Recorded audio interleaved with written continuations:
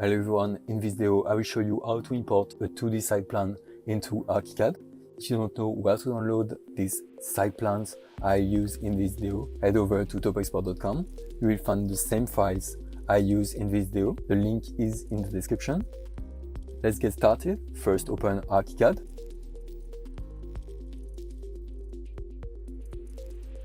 Then go to File, Open. Now I will locate my file called TopoExport Vectorial. Next, I will go to Settings, then go to Open Options. Here I make sure the following options are selected: Library Parts, None, Dimension Chains, and I make sure the option Converted 3D Solids Regions into GDL Objects is not selected. Once everything is set, click Save, then Open.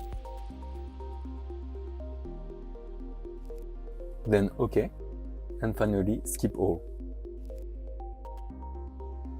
And there you go, our 2D site plan is properly imported and fully editable. Thanks for watching. Don't forget to like and subscribe for more Archicad tutorials.